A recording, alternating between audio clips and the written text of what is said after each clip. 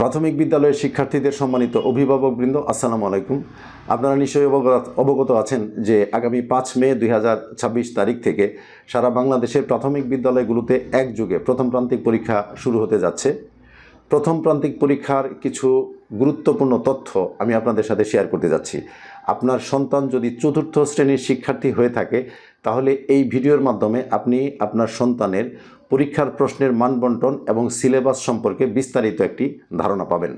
তো ভিডিওটি যদি আপনার জন্য হেল্পফুল হয় তাহলে এরকম আরও ভিডিও পেতে এবং আপনাদের সাথে কানেক্টেড থাকতে আমার চ্যানেলটি সাবস্ক্রাইব করে রাখতে পারেন। তাহলে চলুন এবার আমরা সিলেবাসটা দেখি। প্রথম প্রান্তিক মূল্যায়নের সিলেবাস এবং মানবন্টন 2026 চতুর্থ শ্রেণীর জন্য যে মূল্যায়ন কাঠামো এবং সিলেবাস রয়েছে এটা এখন আমি আপনাদের সাথে শেয়ার করতে যাচ্ছি। মূল্যায়নের কাঠামোটা হবে ধারাবাহিক মূল্যায়নে থাকবে 30 নাম্বার এবং সামষ্টিক মূল্যায়নে থাকবে 70 নাম্বার। ধারাবাহিক মূল্যায়নটা কি? ধারাবাহিক মূল্যায়ন হচ্ছে জানুয়ারি থেকে শুরু করে প্রথম প্রান্তিক পরীক্ষার আগ পর্যন্ত বিষয়ভিত্তিক শিক্ষক শ্রেণীকক্ষে পাঠদান চলাকালীন সময়ে শিক্ষার্থীর কিছু বিষয় বিবেচনা করে উনি মূল্যায়ন করে থাকবেন। যেমন 1 নম্বর হচ্ছে পাঠ্যপুস্তকের কাজ সম্পন্ন করা। শিক্ষার্থী তার পাঠ্যপুস্তকের কাজ কতটুকু সম্পন্ন করেছে তার উপর ভিত্তি করে উনি 10 নম্বরের মধ্যে তাকে মূল্যায়ন করবেন। 2 নম্বর হচ্ছে শ্রেণীকাজের সক্রিয়তা। শ্রেণীকাজের সক্রিয়তার উপর থাকবে 5 নম্বর।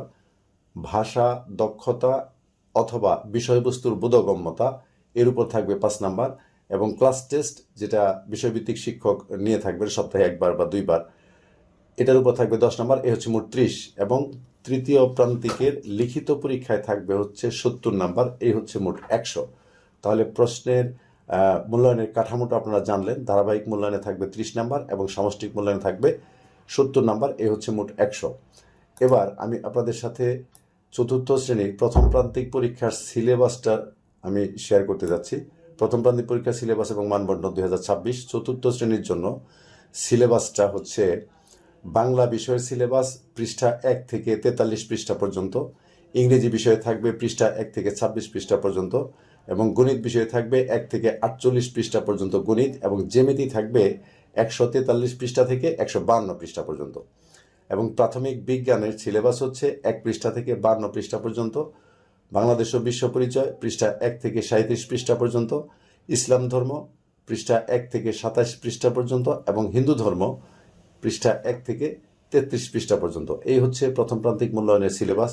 এই সিলেবাসটা আপনার সন্তান কতটুকু কভার করেছে বা কতটুকু সম্পন্ন করেছে এই বিষয়ে আপনার একটু খোঁজখবর রাখতে হবে। তাহলে আশা করি যে নিশ্চয়ই আপনার বাচ্চা সন্তানের পরীক্ষার প্রস্তুতিটা অনেক ভালো হবে।